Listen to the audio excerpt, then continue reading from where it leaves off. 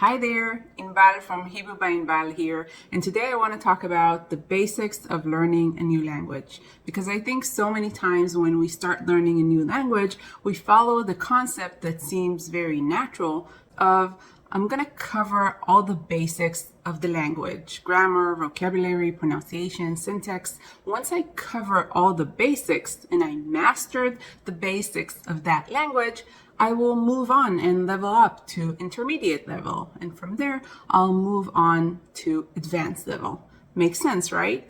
Well, yes and no. And today I'm going to share with you my personal opinion on this as a Hebrew teacher. In my experience as someone who learned languages herself as a Hebrew teacher, and as someone who is living in countries where Hebrew, my native language, is not the spoken language, I do think that learning the basics of a language as a beginner is a good thing. But you will never hear me say master the basics, cover all the basics in Hebrew, because I'm not sure that this concept even exists in reality, covering all the basics of a language. And if it did exist, I am not sure that that would be the best way to go if you want to have an efficient, practical, rewarding, and motivating learning journey. Meaning, if you want to reach your goal in Hebrew or in whatever language you are learning, the fastest, the best. So, in order to explain all that I just threw at you, I want to just step into your brain for just a second. And if you think that I'm talking about AI stuff, I'm not. I can step into my brain to show you this, because on this we are kind of the same, all of us. When our brain is faced with the task of learning a new language, it goes through a process that is best described as getting used to that language, whether it's Hebrew or any other language. So in my experience and in my opinion, this is not a linear process. It's not like learning math. When you learn math and you want to know how to multiply and divide, you need to first learn how to add and subtract.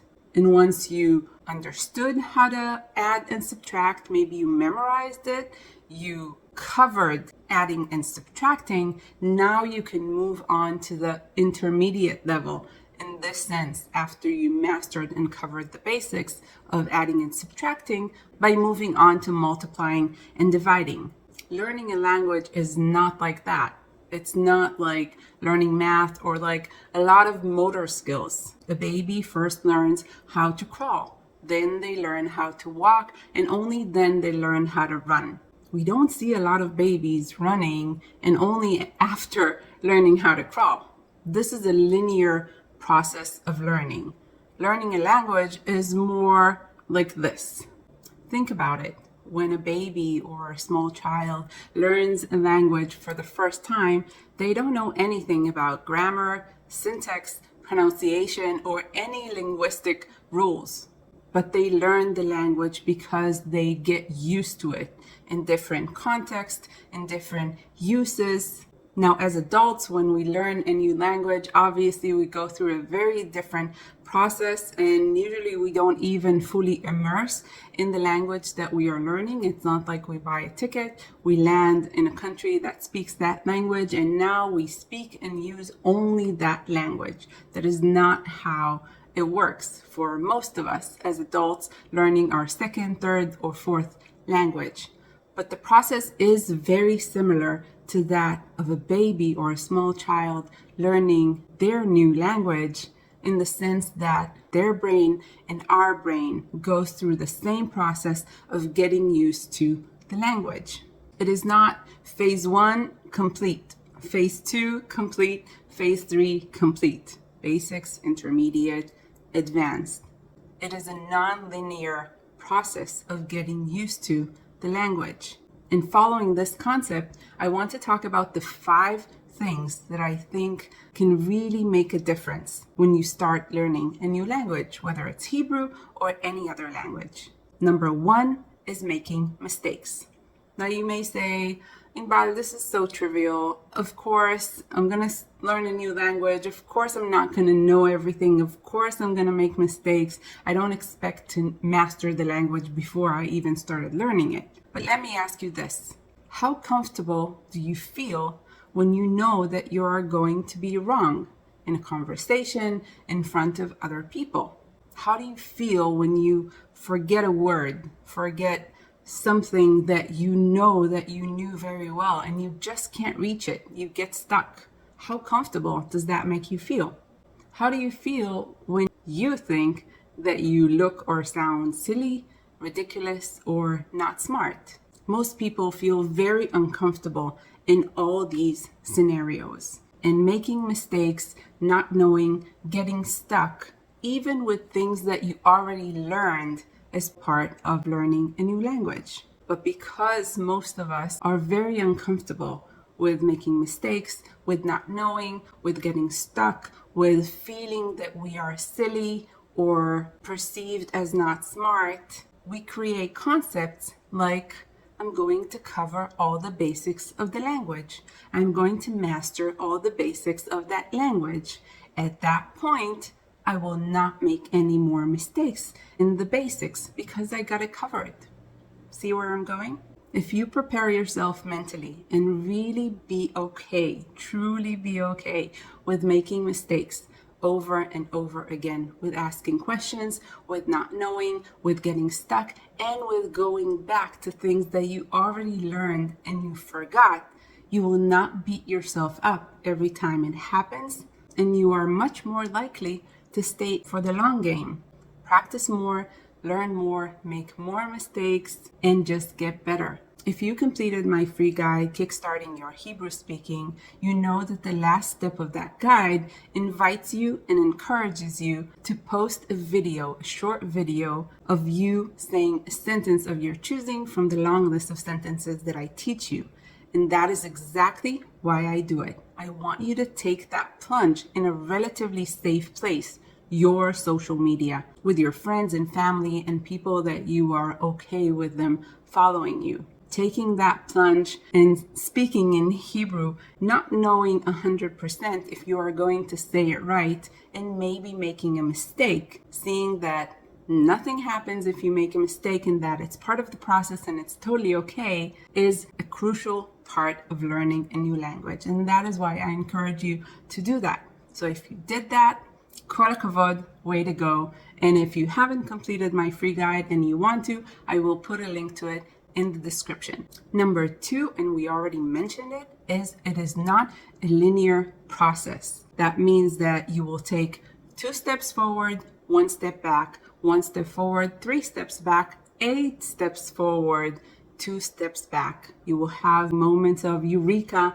and you have other moments where you will forget what you learned last month and you thought that that was squared away, and you hit save on this in your brain, and why did I forget this? Why do I not know how to do that now? So one thing is mentally preparing for that, and another thing has to do with your active learning, with how you approach lessons. Some lessons are very straightforward. Other lessons are immersion. And what do I mean? Every few weeks I post on YouTube either a song in Hebrew, an Israeli song, or me speaking in Hebrew. Both contents in Hebrew have subtitles for you in English, in Hebrew, and phonetic subtitles using my PSP, my phonetic system for pronunciation. When you take these lessons, and I'm using air quotes, these lessons, I always guide you, if you are on my mailing list, not to actively learn these lessons. Your brain works in a way that learning a language is like a 1,000,000-piece puzzle. So it has all these pieces, and what it needs from you is to both actively try to do the puzzle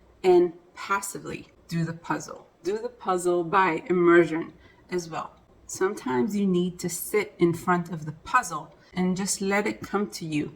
And sometimes you have a eureka moment of, oh wow, I've never seen this before. You don't necessarily need all the time to categorize all the pieces and put them in shapes and in forms and in colors. Sometimes you need to look at the picture and zoom in and zoom out and be there and give it time and give it patience, and it comes to you because your brain is working in the background on this puzzle.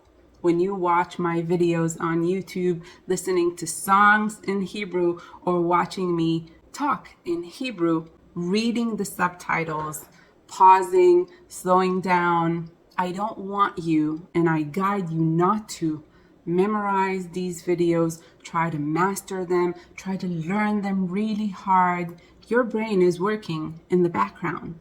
Because this is not a linear process, you need to learn actively and learn passively. And learning passively is a very important part of starting to learn a new language. The more exposure data you give your brain, even if it's not proactive learning like you're in a classroom, is very efficient, and it has other benefits that we will talk about in a minute. Number 3, switch from theory to practice to theory. I personally am not a firm believer that learning can be efficient or fun or motivating in the long run if you sit in front of endless boring data of learning all the conjugations and all the rules and just sitting in front of textbook. If it works for you, that is great. That is not the way I teach, because I think for most people it doesn't really work in the long run. What I do find that works is mini-sized, bite-sized, very easy to digest theory, and then you wrap it with a lot of practice. That does more than one thing. First of all, the reason you want to learn a language is because you want to use it. So you want to get the most practical, applicable, usable parts of that language. Second is it's motivating, it's rewarding, it's fun, which is a huge, huge part of learning a new language. And when you go back and forth from theory to practice to theory, and the ratio of practice and theory is theory, practice, theory, practice, you get to train your brain the way it needs. Our brain works so much better when we do something, when we show it in practice, and compared to learning it in theory. It's much easier. If we try to explain to our brain about the puzzle pieces, it will be much harder for it than if we just look at the puzzle and look at the picture, and our brain will try to figure it out. Same with learning a new language. That is why the best ratio and the best pattern that I find is teaching theory, practice, theory again, practice.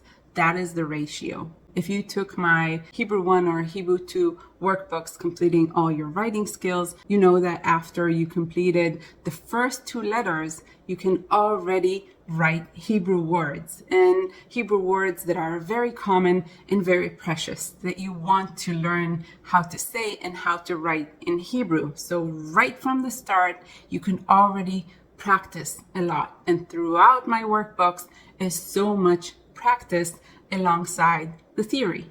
That is exactly what I do in my conversational course. You have theory, practice, theory again, and a lot of practice.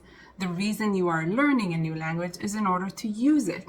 You are probably not learning a new language in order to research it in a lab. If you are, that's great, but you are probably in a program in the university. Most people want to learn a language because they want to use it. They want to read, write, comprehend, and speak it. So theory allows you to understand the structure and the rules of that language, which is important.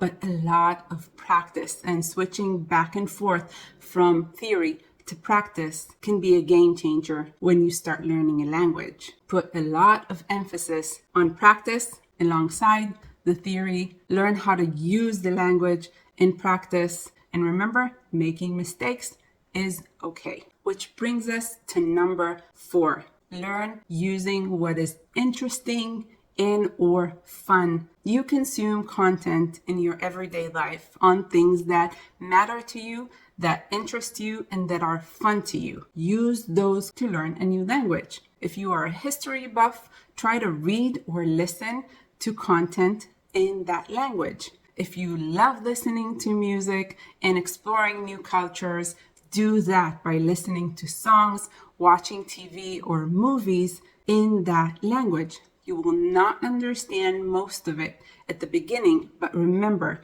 active and passive learning. You are training your brain to listen and to understand this language better over time. But it will be interesting to consume that content, which means that it will be more motivating and more rewarding. Take that over stuff that is boring to you in that language. Not recommended. And number 5, wins, wins, and more wins. Learning a new language is not easy if you can make shortcuts that give you quick wins and rewards and boosting your motivation while properly teaching you the language as it is used. Take it. That is why one of the things that I do across my lessons, across my programs, and across my resources is I teach very commonly used words that are in English, used by Israelis and Hebrew speakers all the time. They are either identical or almost identical, which means that as an English speaker, you don't need to learn them. That is a quick win. This list of words is so long, so you boost your vocabulary big time with no need to learn it or learn it very minimally.